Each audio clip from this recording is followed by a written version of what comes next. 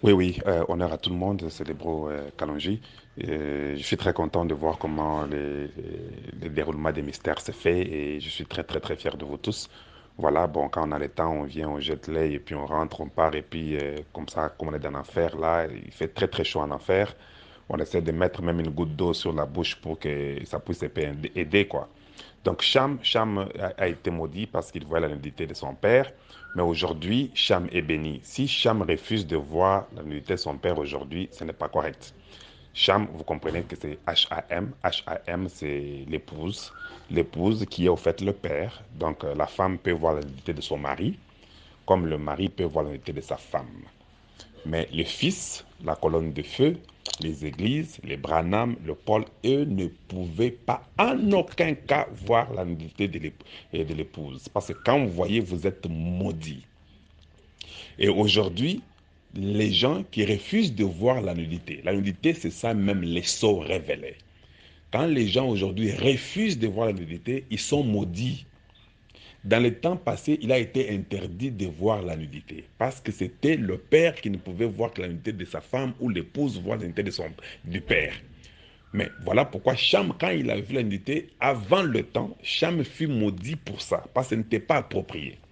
Mais aujourd'hui, nous qui sommes les descendants de Cham, nous qui sommes la sortie de H-A-M, l'épouse, nous devons voir la nudité. Voilà pourquoi les gens aujourd'hui disent non, il ne faut pas voir la nudité, il couvre. Vous savez, les sceaux ne sont pas révélés, il ne faut pas voir. L'épouse n'est pas éternelle, l'épouse n'est pas la parole, l'épouse n'est pas le père. Les gens refusent que nous puissions voir. Ils mettent les habits comme Paul et Branham avaient mis les habits pour ne pas voir la nudité. Nous disons aujourd'hui non. Aujourd'hui, nous sommes cette épouse-là. Nous devons voir la nudité du Père qui est nous-mêmes. Voilà les grands combats qu'il y a aujourd'hui sur la terre. Les gens refusent de voir la nudité. Nous disons que nous devons voir la nudité. C'est ça le grand combat. Quand ils mettent l'habit, nous enlevons l'habit, nous ne tournons pas par l'arrière, nous allons en face. Parce que nous avons compris que c'est nous qui avons le droit de voir cette nudité-là. La nudité, c'est quoi? C'est le mystère, c'est les sceaux révélés. Voilà, aujourd'hui, quand nous parlons, nous exposons cette nudité-là. Et les démons, les aventuriers qui ne croient pas, ils sont en train de fuir. Parce que si tu ne fais pas partie de nous, tu n'as pas droit à voir la nudité. Parce que si tu vois, tu vas mourir. Et tu seras maudit. Voilà pourquoi quand vous voyez les gens aujourd'hui, ils refusent de croire à ce que vous dites là. Ne les condamnez pas. Parce qu'ils croient à ce que vous dites là, ils seront maudits. Et ils ne pourront pas s'en sortir. Ils ne font pas partie de l'épouse. Alors quand nous parlons des mystères, aujourd'hui même quand je me promène, je ne parle même plus des mystères chez les gens. Je peux parler avec vous, les bien-aimés, les bien-aimés, mais en réalité, je me dis, bon, ça c'est ma nudité. Je ne peux pas montrer ma nudité aux gens. Je protège ma nudité parce que quand je la montre, les gens ne voudront pas voir. C'est lui qui verra. S'il n'est pas moi, il va mourir. Il sera maudit. Alors, tirez attention quand vous parlez aujourd'hui, quand vous sortez. Voilà pourquoi les bros tangibilité, s'il était là où il était en train de tourmenter les gens dans les WhatsApp là, il allait les lapider. Parce qu'ils ne pouvaient pas le comprendre et ils ne peuvent pas le comprendre. Quand nous parlons, nous avons un langage différent. Notre langage, c'est un langage de la nudité, où nous disons tout clairement. Quand on dit que c'est pour les mystères et les éclaircir, c'est-à-dire que quand on dit que ces jeunes gens-là parleront de ces mystères clairement et vous l'expliqueront, cela veut dire que ces jeunes gens-là amèneront la nudité de l'épouse à nu. C'est ce que ça veut dire.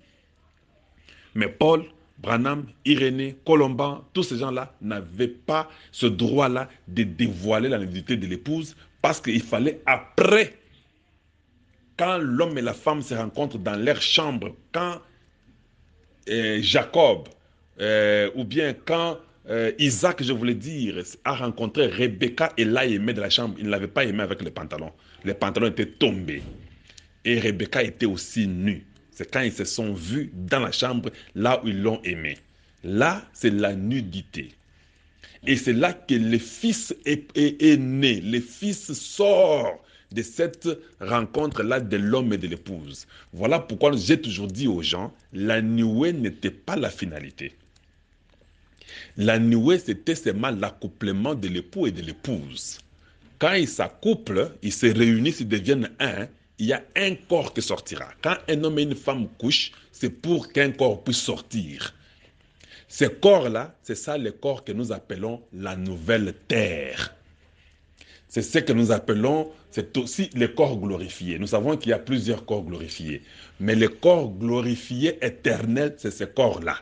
C'est vrai que la nuée était aussi un corps glorifié. Mais la nuée était visible. Ce qui est visible est passager. Voilà pourquoi dans la nouvelle terre, vous ne verrez jamais la nuée. La nuée aura changé de forme.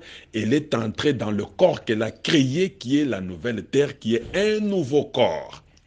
Mais la nudité, aujourd'hui, quand il y a l'accouplement dans les tonnerres de l'homme et de la femme, celui qui voit cette nudité là-bas ne peut plus survivre s'il ne fait pas partie de cette nudité-là. Si tu n'es pas l'homme ou la femme, tu vas mourir. Voilà H-A-M, Sham. Aujourd'hui que nous sommes, nous avons vu cette nudité là-bas et nous voulons la voir et la voir à fond pour que cela donne un corps nouveau qui est déjà sorti d'ailleurs. Et ce corps nouveau, c'est ce que la parole faite chair. Honneur.